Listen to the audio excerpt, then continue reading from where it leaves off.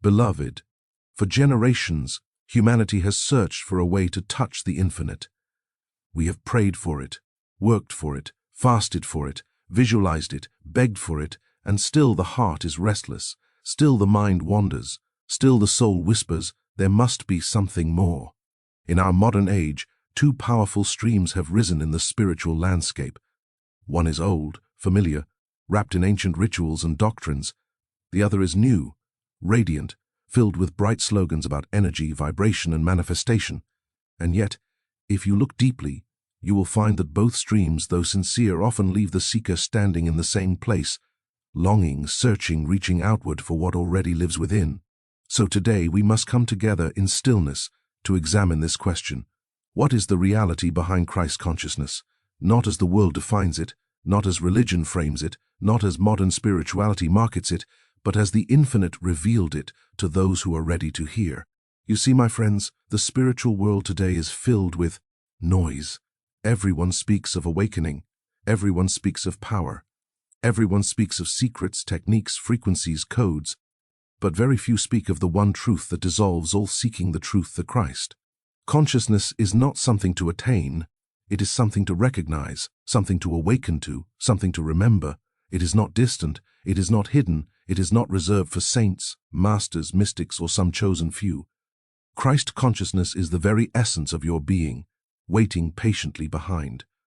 Every thought, every fear, every desire, every attempt to improve your life by human means. Yet because we do not understand the nature of this presence, we turn outward. Some turn toward religion, hoping the right prayer will move God's hand. Some turn toward manifestation, hoping the right technique will bend the universe to their will. But listen carefully. Both approaches begin with the same fatal assumption that God and man are separate. And wherever the belief in separation exists, the experience of lack must follow. The religious mind says, God is out there, I must reach him. The metaphysical mind says, power is out there, I must attract it. But the awakened mind, the mind illuminated by Christ consciousness, gently whispers, I and the Father are one. Ah, sighs. There it is, the truth that silences all striving. Today let us set aside the outer forms, the arguments, the doctrines, the systems. Let us set aside the desire to fix life, improve life, manipulate life. For Christ consciousness does not come to those who grasp at the world, it comes to those who release the world and discover the kingdom within. The purpose of our time together is simple, to reveal why modern manifestation and traditional religion both fail to satisfy the soul, and why Joel Goldsmith pointed to a higher way. A way not of attraction, not of obedience, but of recognition.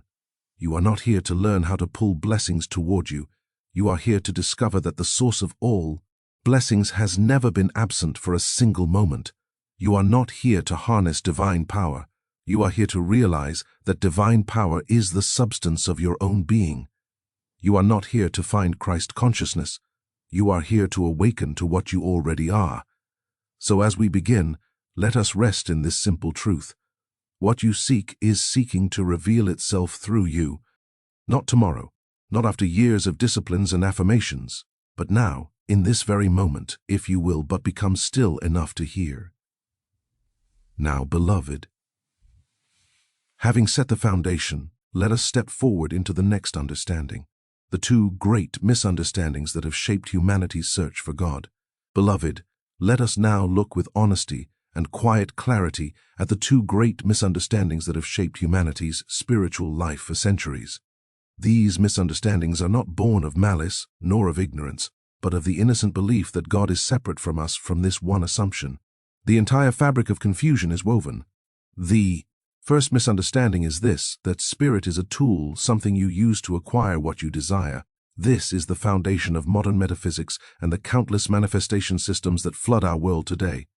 They speak of the universe as a mechanism, of consciousness as a lever, of prayer as a technology.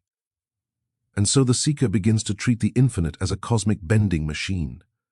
Give me the right affirmation and I will get the right result. Give me the correct vibration and the universe must deliver my request. Give me the secret technique and I will finally have what I lack. But listen gently. Any attempt to use God instantly reveals the belief that God is missing, distant, unavailable. The moment you believe God is absent, lack must appear in your experience. Spirit cannot be used. Spirit cannot be manipulated. Spirit cannot be summoned. Not because Spirit is withholding, but because Spirit is already all there is, fully present, fully complete, fully expressing itself as your very being. One does not summon what is already here. One does not attract what is already one with oneself. One only recognizes the second misunderstanding is its mirror opposite. If the first treats God as a tool, the second treats God as a reward. Here lies the structure of traditional religion. The seeker is told, live correctly and God may bless you. Obey the commandments and God might protect you. Be worthy and God will give you what you need. And so God becomes a distant ruler, a cosmic judge, a being who must be convinced, pleased, appeased. The spiritual life becomes a long performance, an attempt to earn divine favor. Yet even the devout, even the sincere feel the weight of this burden. For no matter how much they pray or serve or sacrifice, the sense of separation remains. God stays out there, and the heart stays here longing for union it cannot reach. But hear this truth with the ears of the Spirit. God does not reward you for goodness. God expresses as your goodness. God does not give you peace. God is the peace within you. God does not send you supply. God is the source living as your very being. What need is there to earn what you already are? Both misunderstandings, though opposite in form, share a single root. Both say I am here and God is somewhere else. The metaphysician says God is a force to attract. The religionist says God is a power to obey. But the awakened soul, the soul touched by Christ's consciousness, knows God is the life I am living. God is the mind I am thinking. God is the substance I am being. There is no separation to bridge, no distance to overcome, no technique to employ, and no reward to earn. And here lies the heart of our journey. Until this fundamental error is seen, the seeker will remain trapped either in the restless chase for manifestation or in the weary struggle for divine approval. But when the truth of oneness is recognized, even faintly, all seeking begins to dissolve like mist before the sun. The soul rests, the mind becomes still, and the presence within announces itself as the only reality. Let us now continue to the next and deeper revelation, what Christ consciousness truly is, and why it ends all separation. Once understood, beloved, having seen the two misunderstandings that keep the seeker wandering in circles, using God as a tool or striving for God as a reward, we can now come to the heart of the matter. For unless we know what Christ consciousness is, we cannot understand why both religion and manifestation fall short of the soul's deepest longing. Christ consciousness is not a higher self you must climb up to meet. It is not a new vibration you must learn to hold. It is not a mystical dimension somewhere above this world. It is not a special power given to holy men or advanced practitioners. Christ consciousness is the simple, direct present, knowing that God and you are not two. It is the end of the belief in separation. This is all, and this is everything. It is the awareness, quiet, unforced, and unmistakable, that the very life living you is the infinite life itself. It is the recognition that the intelligence which beats your heart, moves your breath, forms your thoughts, and sustains your existence is the same intelligence that formed the worlds, not similar to it, not inspired by it, one with it. When Jesus said, I and the Father are one, he was not describing a privilege, he was revealing a principle that applies to every soul in every age, in every place. The truth he spoke was not about himself alone, it was about the nature of consciousness itself. Christ consciousness is the moment you realize that the kingdom of God is not a distant realm, a future reward, or mystical location. It is the awareness of the divine presence already functioning as your very being. This recognition changes everything, not by adding something new to you, but by removing the illusion of separation. It is not emotional, it is not dramatic. Often it is quiet, so quiet you may think nothing happened. It comes not with fire, works but with stillness, not with sensation but with understanding, not with excitement but with peace. You begin to sense perhaps for the first time that God is not out there sending good to you. God is the good, the supply, the harmony, the peace that is already present within consciousness. You discover that you do not live your life alone. You discover that the guidance you sought, the answers you begged for, the support you prayed to receive, all of it was already within you, hidden only by the belief that you were a separate being struggling your way through a difficult world. Christ, consciousness dissolves this dream. You do not become divine. You recognize that divinity has always been the truth of your being. You do not ascend into a higher state. You awaken from the lower one. You do not unite with God. You realize you were never separated in the first place. This realization does not come through effort. It does not come through deserving. It does not come through practice. It comes through recognition of what is already so. And here is the miracle. When the sense of separation dissolves within you, the world begins to reflect that inner unity. Harmony appears where conflict once lived. Healing unfolds where fear once ruled. Supply flows where lack once gripped the mind. Relationships soften, burdens lift, and life begins to move with a grace that cannot be explained by human reasoning. Why? Because the outer is always the shadow of the inner, and when the inner knows its oneness with the infinite, the outer reorganizes to match the truth now realized. So let us step gently, reverently into the next part of our journey, examining why the popular New Age manifestation teachings fail to bring lasting peace, and why they keep the soul trapped in the illusion of separation. Beloved, now that we have seen the nature of Christ consciousness as end of separation, let us gently turn our attention to the path so many sincere seekers travel today, the path of manifestation. Let us approach this not with judgment, not with criticism, but with compassion. For all who walk this way are simply reaching for the freedom they have not yet recognized within themselves. There is nothing wrong with wanting a better life. There is nothing wrong with seeking health, supply, harmony, companionship. These desires are natural to the human sense of life. But trouble arises the moment you believe you must shape the universe to fulfill these needs.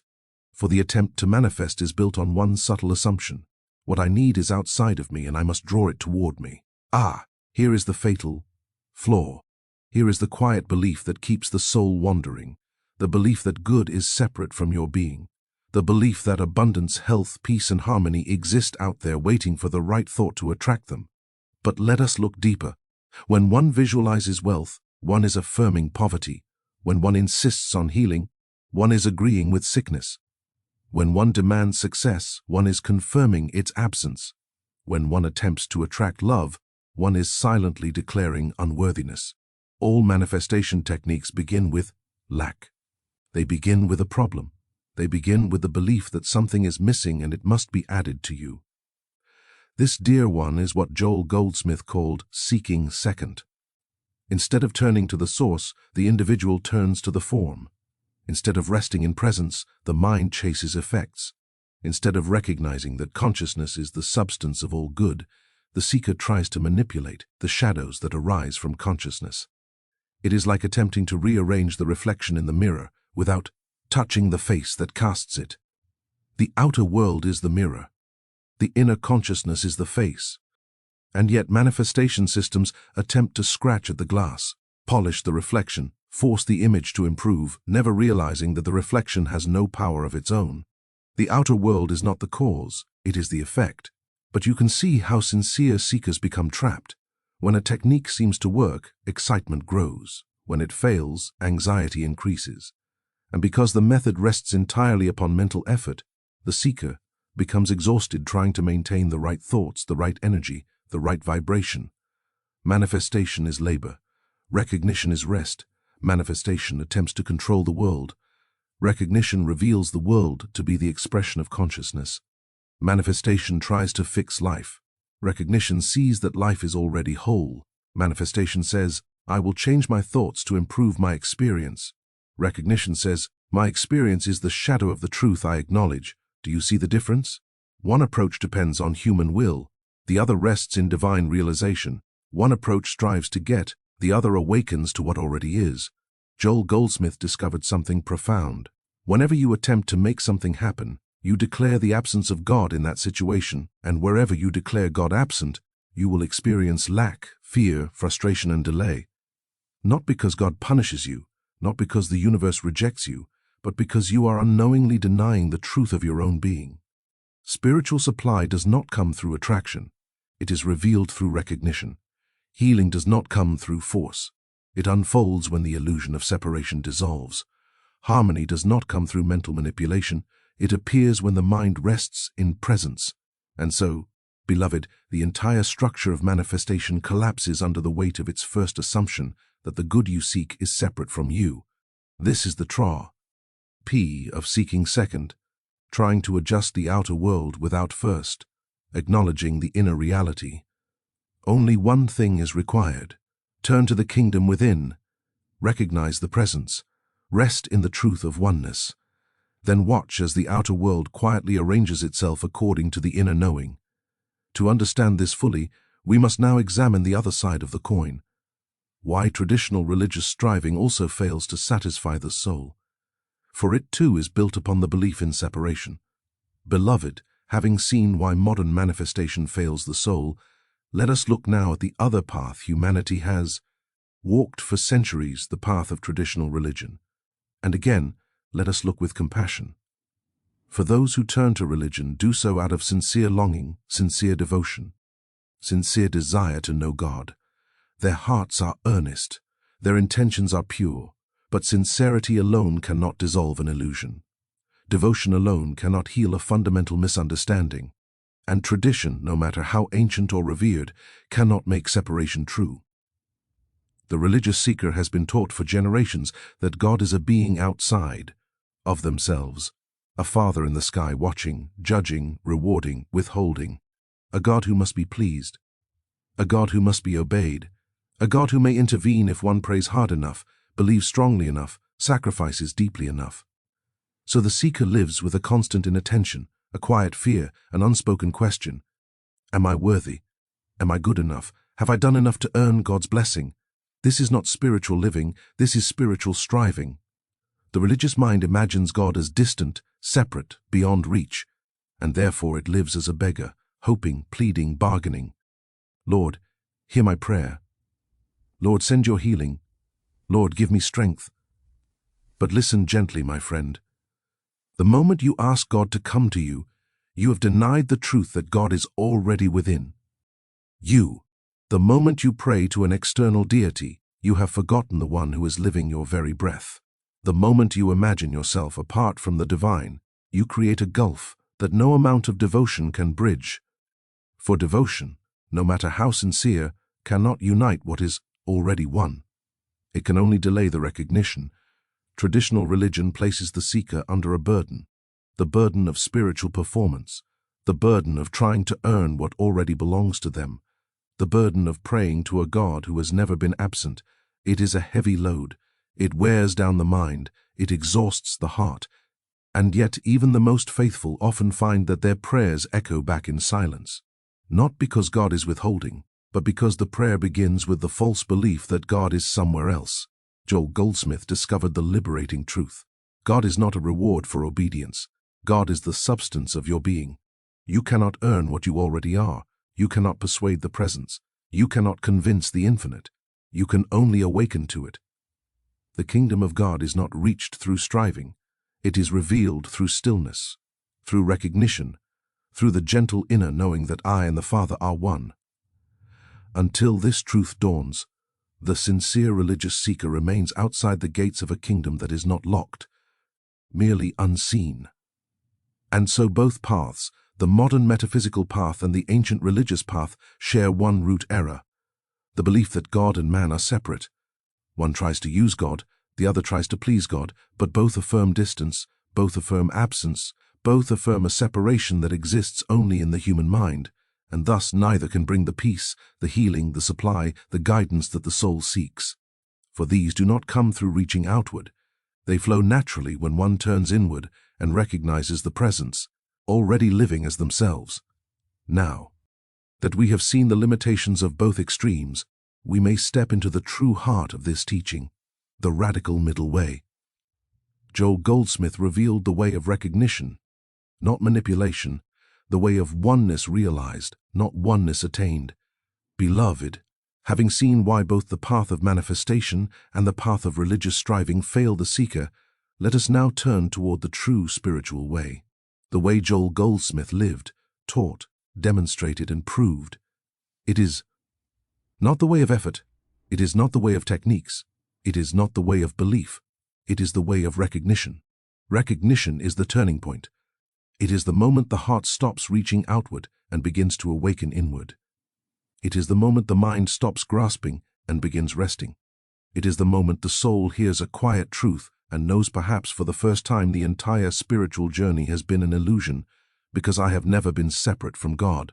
What makes this path radical is not that it is new. It is radical because it removes every structure the ego depends upon, the structure of control, the structure of effort, the structure of achieving, the structure of deserving. All of that dissolves in the light of recognition, for recognition does not say, God will bless me if I do this or believe that. Recognition does not say, I will manifest my good when I learn the right formula. Recognition says simply, God already is, and because God is all that concerns my life is already fulfilled within the 1%. This is not a philosophy. This is a state of consciousness. This is the inner doorway to Christ awareness. Joel never taught people how to manipulate the world. He taught them how to see that the world has no power in and of itself. He never taught people how to attract things. He taught them how to recognize that all supply flows from the infinite that is already within. He never taught people how to get healing. He taught them how to see that wholeness is the nature of spiritual being. This is why he said you cannot use God, for God is not an object. God is the subject, the very subject of all life, all activity, all expression. And this is why he also said you cannot bring God to a situation. For God is not outside of anything. God is the reality of everything. Yes, beloved, this is a radical idea. It strips away the comfort of human control and replaces it with something far more powerful, divine assurance. In the way of recognition, you do not declare truth to make it true. You declare truth because it is true. You do not affirm good to make good appear. You acknowledge good because good is the nature of God and God is the nature of you. You do not visualize perfection to attract it. You rest in perfection because it is the eternal condition of your being. Recognition is a seeing. Recognition is an unveiling. Recognition is an inner opening through which the presence announces itself, sometimes softly, sometimes suddenly, but always unmistakably. And what does this recognition reveal? It reveals that the very consciousness with which you listen to these words is the same consciousness that formed the stars. It reveals that the peace you long for is not something you must earn. It is the foundation of your existence. It reveals that the supply you seek is not dependent on effort or fortune. It flows from the infinite invisible. It reveals that the healing you pray for is not something to be achieved. It is the truth already established in spirit. It reveals that the harmony you desire with others is not a negotiation between personalities. It is the natural expression of oneness realized in the way of recognition. You stop trying to change the world. You stop trying to fix the world. You stop trying to arrange the world. Instead, you turn within. You biko, me still, and you see that all change flows from the inner to the outer. All healing flows from the invisible to the visible. All supply flows from the infinite to the manifest. And then something beautiful occurs. Life begins to move effortlessly, not because you control it, but because you no longer interfere with the grace that has always been guiding it. This is Joel Goldsmith's radical middle way. Not manifestation, not obedience, not belief, not mental effort, but recognition of truth. And now, having seen this path, we may move naturally into its practical application. How to walk this way in the midst of daily life. How to turn from seeking second to seeking first. And how to make recognition the foundation of your entire spiritual life. Beloved, now that the foundation has been laid, now that we understand the illusion of separation, the futility of outward seeking, and the quiet majesty of recognition, we may gently turn toward the practical application of this truth. For truth is not merely to be admired, it is to be lived. It is to become the atmosphere in which you think, breathe, act, and rest. The infinite way is not a system of techniques. It is not a set of affirmations. It is not a ritual to perform. It is not a mental exercise. It is simply this, the continual return to the awareness of the presence within. This return is so gentle that the human mind overlooks it. It is so simple that the intellect dismisses it. It is so quiet that the world cannot perceive it. And yet it is the very power that dissolves fear, heals the body, restores harmony, and reveals supply. Let us walk through this living recognition step by step, not as a formula, but as a movement of consciousness. 1. Be still. Let the world rest outside the door of awareness. Before anything else, the soul must learn the sacred art of stillness. Stillness does not mean the absence of ought. It means the absence of striving. It means the willingness to lay down the burden of trying to fix your life, understand your life, or direct your life. When you become still, you are quietly declaring, I will not seek solution through the human mind. I turn now to the infinite. This stillness is the open window through which grace enters to acknowledge the one presence. I and the Father are one. In this quiet, gently, bring awareness to the truth. There is one presence, one power, one life, and that life is the substance of my being. You do not say this to convince yourself. You say it to recognize what is already so. This simple acknowledgement is the beginning of spiritual vision. It is the moment the veil begins to thin. 3. Release the problem. Let appearances be what they are. Do not fight the appearance. Do not deny it. Do not treat it as something to be corrected, whether it is a financial concern, a health challenge, a relationship conflict, or an inner fear. Let it be. For the moment you attempt to fix it, you declare it real, and the moment you declare it real, you bind yourself to it. Instead, rest in the quiet recognition this problem has no power of its own. Only God is power. You shift your attention from shadow to light. 4. Rest in the presence. Let divine intelligence do the work. Here lies the heart of the practice. You do not speak to God. You listen for God. You do not request. You become receptive. You sit in the silence, not trying to think truth, but allowing truth to reveal itself. You rest without strain in the awareness that there is an infinite presence always functioning as your life.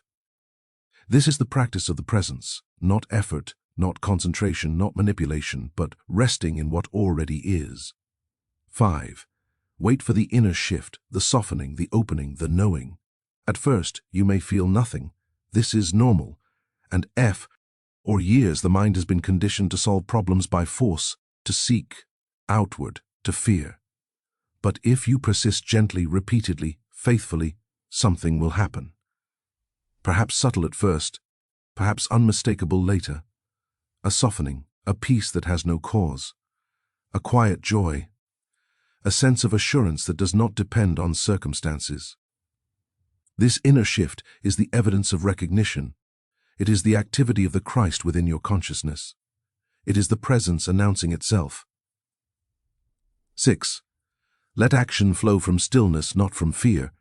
When the stillness has touched you, when that inner peace has dawned even faintly, you may return to the world of activity, not as one seeking solutions, but as one guided.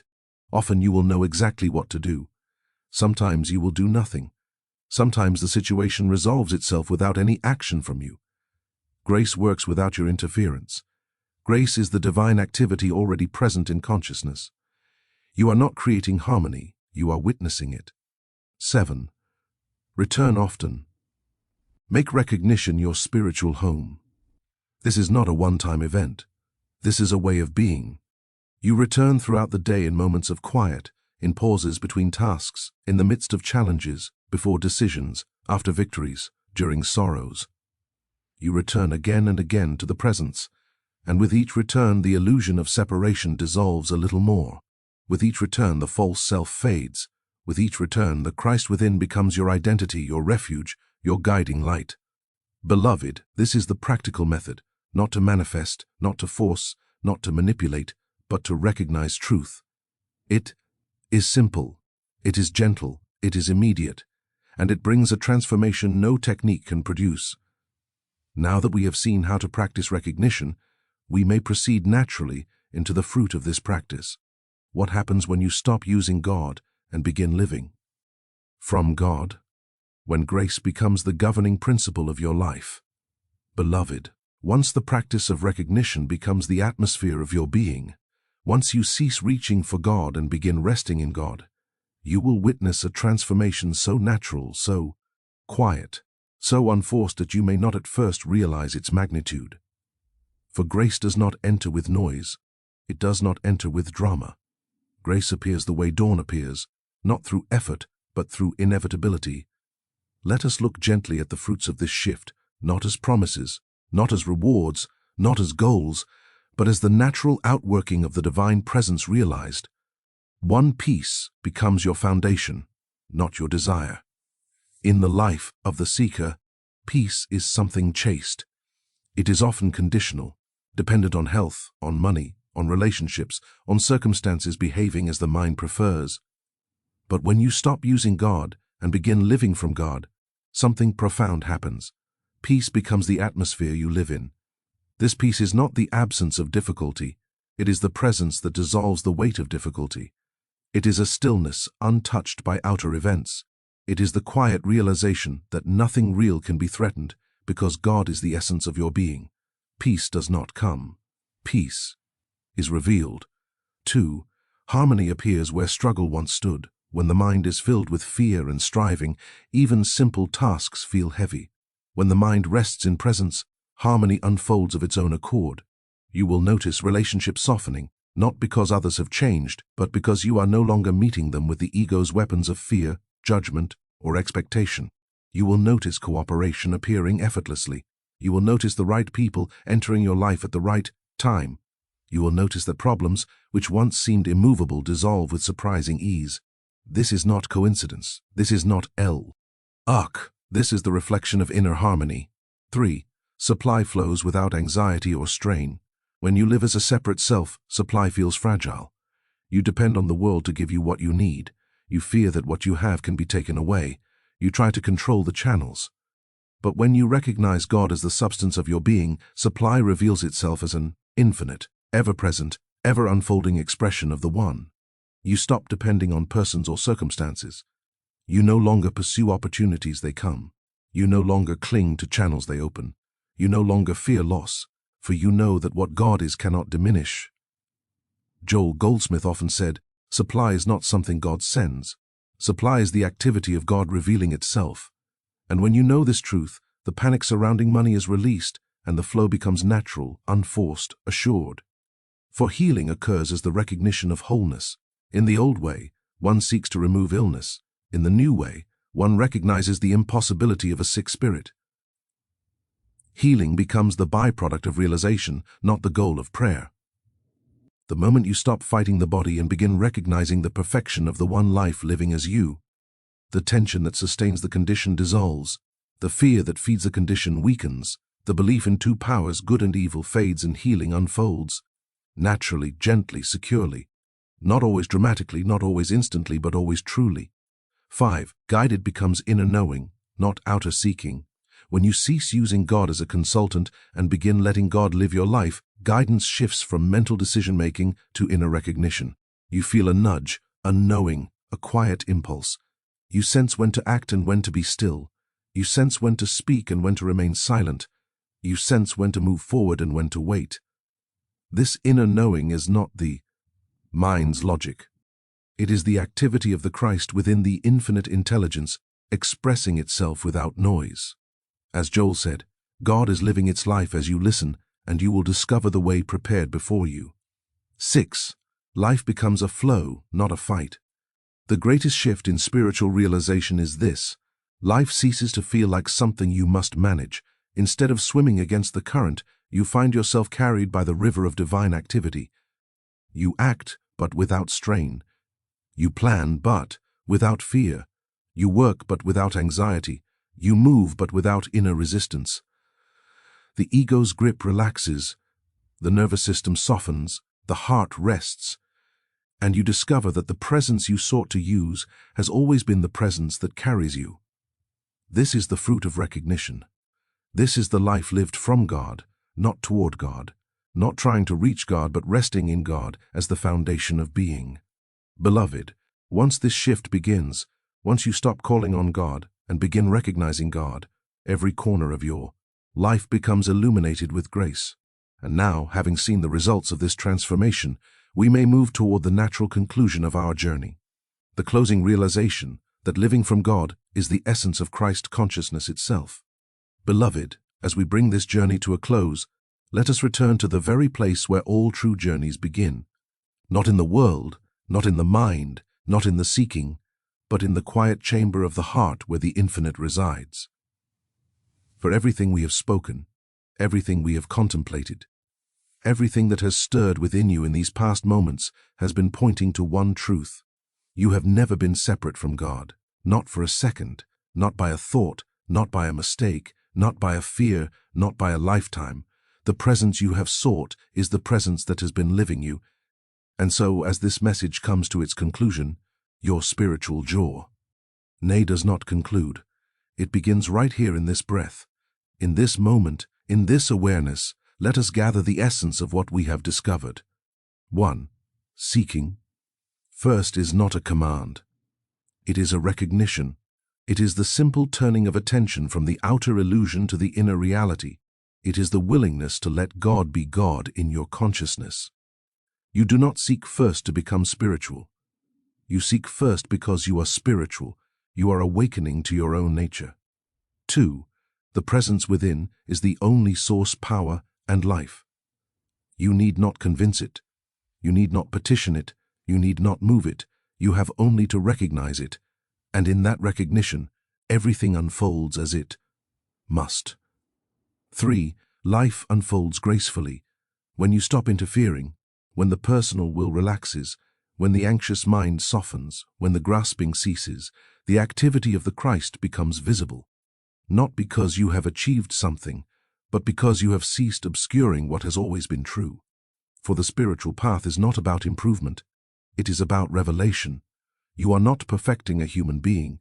You are unveiling the infinite being that has been hidden beneath fear, conditioning, and belief.